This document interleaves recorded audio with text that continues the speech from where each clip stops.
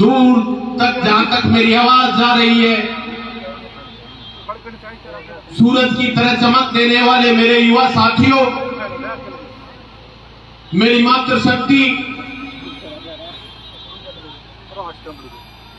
एक जोरदार जयकारे के साथ आप लोगों के बीच में अपनी बात रखूं। मैं चाहता हूं कि आपकी आवाज जयपुर तक जाए कि नई ढाणी में भगवान देवनारायण का इतना विशाल मेला है। एक जोरदार जयकारे के साथ जय बोलो देव महाराज की, जय बोलो तेजा जी महाराज की, जय बोलो भैरव बाबा की, जय बोलो बस्ती माता की। आज इस शुभ अवसर पर हमारे जो महाशियों ने और आप सबने सुना, बहुत अच्छी कथा सुनाई, और जिस प्रांगण में हम बैठे हुए हैं उस पवित्र प्रांगण में भगवान देवनारायण जो लोक देवता के रूप में सदैव हमें आशीर्वाद प्रदान करते रहे हैं, और जब भी हम लोग कहीं राह भटके हैं तो हमें राह दिखाने का भी काम करने वाले देवनारायण भगवान को मैं नमन करता हूं और आप लोगों से आशीर्वाद चाहता हूं कि सदैव इसी प्रकार हम सब पर ये आशीर्वाद बना रहे, हम सब लोग खुशहाल रहे। उनके साथ साथ मैं खास तौर से युवा साथियों से निवेदन भी करना चाहता हूं। युवा साथियों, राजनीति में जब भी कोई आता है तो उसके कर्म और कार्य करने की क्षमता उस पर निर्भर करती है कि वो आगे बढ़ेगा या वहीं की वहीं रुकेगा। एक बार 5 साल जनता जरूर जिता देती है, लेकिन जो व्यक्ति अच्छे कार्य करता है वो सदैव लोगों के बीच में रहता है, और जो अच्छे कार्य नहीं करता वो फिर उस पद से 5 साल बाद हट जाता है। मैं आप लोगों से निवेदन करना चाहता हूं कि जागो पन्नाधार के वीर पुत्रों, अपनी शक्ति को पहचानो। ये जो राजस्थान आप लोगों की तरफ देख रहा है, इस राजस्थान की आशाओं पर खरा उतरने के लिए आपको शिक्षा ग्रहण करनी होगी, और शिक्षित होकर उन पदों पर जाकर बैठो जहां देश की रीति और नीति बनती है। राजनीति में 5 साल के लिए आते हैं, लेकिन अगर आप लोगों ने उच्च शिक्षा प्राप्त करके उन पदों पर जाकर बैठे तो आप 30 साल तक इस समाज का, इस देश का, इस राज्य का नाम रोशन कर सकते हैं। कुछ लोग जो काफी समय से आप लोगों को नए नए नाम से पुकारते, उसका एक ही उद्देश्य है कि हमने शिक्षा के मंदिर में कम गए, शिक्षा कम ग्रहण की, लोगों ने जैसा हमें प्यार से बोला हम उनके बहकाव में आते चले। आज आप इस युग को कई लोग कलयुग कहते हैं, लेकिन हर मंच के माध्यम से मैं कहना चाहता हूं आप लोगों के कि ये कलयुग नहीं है, ये शिक्षा का युग है। और इस शिक्षा के युग में अगर जो भी शिक्षा से वंचित रहा तो समाज भी पिछड़ेगा और हम सब लोग पिछड़ेंगे। आप सबको अच्छी शिक्षा प्राप्त करनी है। अच्छी शिक्षा के साथ साथ हम सबको सदैव ये ध्यान में रखना है कि हमारा कर्तव्य क्या है, उन कर्तव्यों का निर्वहन करना है।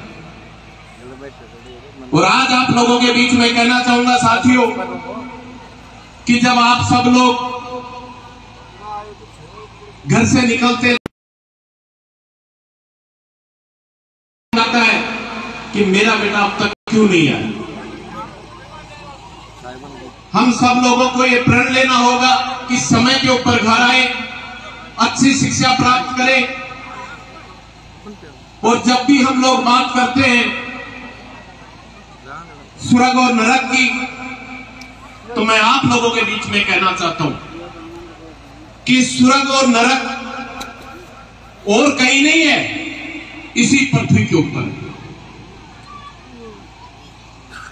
भाई मेरे को तो पता नहीं, लेकिन कोटपुतली के अंदर जब देखता हूं तो मुझे ये लगता है कि हनुमान जी की जात गुजर जरूर रही हो। किसी ने कहा क्यों? मगर इसलिए कि कोई झगड़ो भी हुए तो एक गुजर जरूर मिलेगा। हम सबको समझने की आवश्यकता है। आपका उपयोग किया जाता है सिर्फ आप लोगों को बदनाम करने के लिए। उन साथियों से समझने की कोशिश कीजिए, आपको इस धरती के ऊपर कोई बदनाम करने वाला नहीं होगा। अगर आप लोग सजग हो जाएंगे, आप लोग शिक्षा प्राप्त कर लेंगे। साथियों, मैं तो युवा साथियों से भी कहना चाहूंगा कि ये जो सरकार बनी, ये 3 साल से वेंटिलेटर पर ये सरकार, और इतनी निकम्मी सरकार है कि हमारे युवाओं के साथ जब भी कोई वैकेंसी निकालती है, पेपर से पहले पेपर आउट करने वाली इस घोटाला सरकार को सबक सिखाने के लिए, चाहे कोई आगे आए या नहीं आए, लेकिन मैं युवा साथियों को विश्वास दिलाना चाहते हैं कि आरएलपी पार्टी पूरे राजस्थान में युवाओं की आवाज बनेगी और इनकी आवाज के लिए पूरे राजस्थान में लड़ाई लड़ेगी। जिस प्रकार ने गहलोत ने अपनी सरकार बचाने के लिए हमारे लाखों युवाओं के भविष्य के साथ जो खिलवाड़ किया है, हम सब युवाओं के लिए आंदोलन कर रहे हैं। और परम आदरणीय सम्मानीय नागौर की धरती से आने वाले उस वीर योद्धा को प्रणाम करता हूं, जिसने संसद में जाते ही सबसे पहले कहा कि मेरे युवा साथियों को बेरोजगारी के नाम पर ठगा जा रहा है। आप लोगों को पता है, अगर इस रीट के पेपर की सीबीआई जांच हो तो इसमें सबसे बड़ा घोटाला किसी का नहीं, ये सिर्फ इस सरकार का मिलेगा। आप लोगों ने देखा होगा साथियों, कितनी जोरदार ठंड पड़ी अब की बार, और जिस ठंड के अंदर लोग जो बातें करते हैं राजनीति की, मैं उनको कहना चाहता हूं, ये समाज, ये वो वीर पन्नाधाय की औलादे हैं जिन्होंने समय आने के ऊपर अपने स्वामी की रक्षा करने के लिए, राज सिंहासन को बचाने के लिए अपने पुत्र का बलिदान देने वाली कोई जात है तो ये समाज है। ये सदैव त्याग की भावना रखने वाला रहा है, लेकिन अगर इसे कोई बेवकूफ समझता है तो वो उसकी भूल है। ये बात सही है साथियों। अभी जिस प्रकार से महाराज जी ने कहा कि इस राजस्थान की भूमि में ऐसे ऐसे वीर पैदा हुए हैं जिन्होंने बिगर शीश के अंदर युद्ध लड़ा है। ये कहानी जो महाराज जी बता रहे थे, ये राजस्थान के जोधपुर जिले की कहानी है, जहां के राजा हुआ करते थे रणमल, जिसको राव साहब कहा करते थे।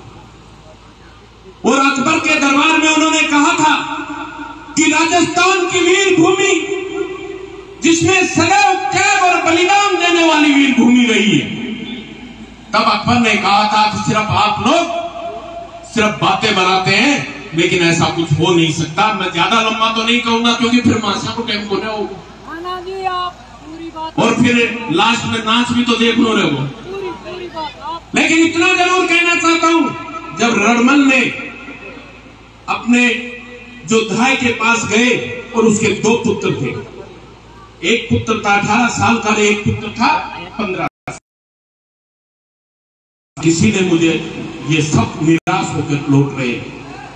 तब धाई ने अंदर से आवाज लगाई कि राव साहब को कह दो खाना खा ले, सुबह बात करते हैं। और उस मां ने कहा कि मेरे 18 साल का बेटा है, इसको परकोटे के बाहर ले जाकर लड़ा देना, ये बिगर शीश भी 3 पहर युद्ध करेगा, इस बात की गारंटी है गुजरी देती है आपको। और कहना चाहता हूं साथियों, फिर कहा उसने कि 15 साल का मेरा ये दूसरा बेटा है, ये परकोटे के अंदर युद्ध कर सकता है, परकोटे के बाहर नहीं। तब राव रणमल ने कहा बाहर क्यों नहीं? तब उसने कहा कि जब ये हुआ था तब आपके भी पुत्र हुआ था और मैं इसे दूध नहीं मिला पाई, इसलिए परकोटे के अंदर ये युद्ध कर सकता। और वही कहानी दिल्ली के दरबार में दोहराई गई। तब अकबर ने कहा कि इसका शीश काट दो, तब रघुनंदन ने कहा था शीश ऐसे नहीं काटो, अपने सेना भेजो और इसका शीश कटवाओ। तब कहा जाता है कि 1000 सैनिकों को अकेले बालक ने काट के वहीं पे डाल दिया और तब जाकर उसको गोली से उसका शीश उड़ाया गया। तो छोटा हुआ बेटा बैठा हुआ था बगल में, और जब क्रोध में आकर उसने तलवार उठाई और अकबर के ऊपर रखने लगी तो उसमें खड़े वजीर ने उसकी नाक काट दी। दोनों भाइयों ने 5000 मुगलों को काट पकाया।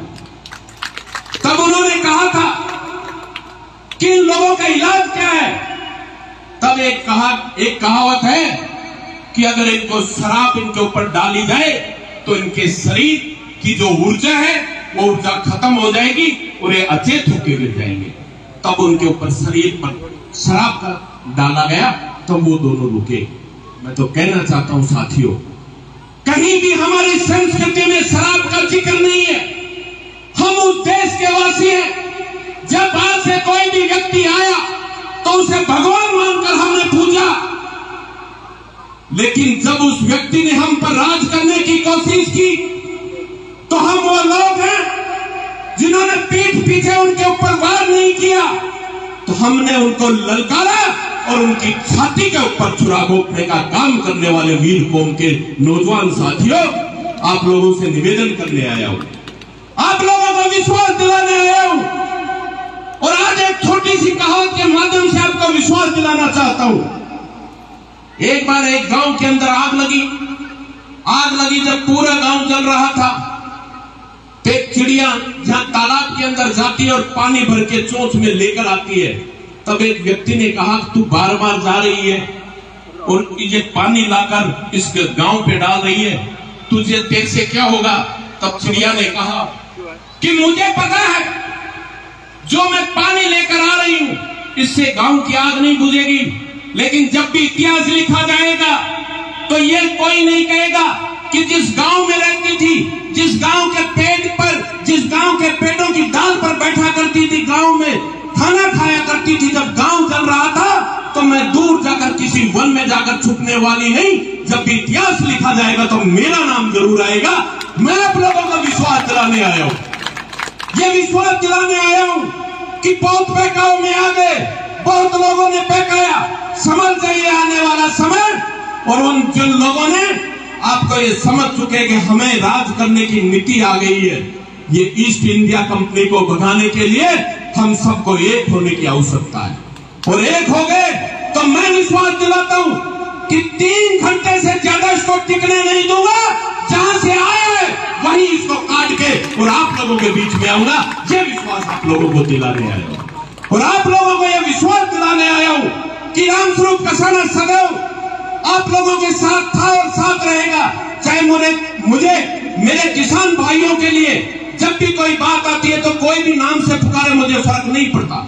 मुझे फर्क इस बात का पड़ता है कि अगर कहीं भी आज भी अगर गांव में ढाणी में मेरे किसान भाइयों के ऊपर अत्याचार हुआ तो सबसे पहले रामस्वरूप कसाना वहां जाएगा और ये कोशिश करेगा कि आपको न्याय मिले, आपको सम्मान मिले।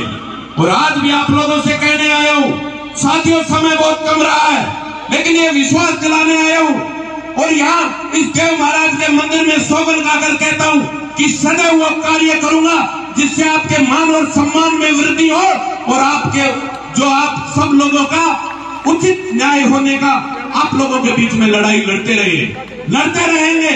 और जब तक, मैंने तो पहले भी कहा था, आज भी कहना चाहता हूं कि शरीर में जब तक खून की एक बूंद भी रहेगी, जब तक ये रामस्वरूप कसाना आप लोगों के लिए संघर्ष करता रहेगा और आपकी हर बुलाव के ऊपर आएगा और आपके लिए न्याय की बात करता रहेगा।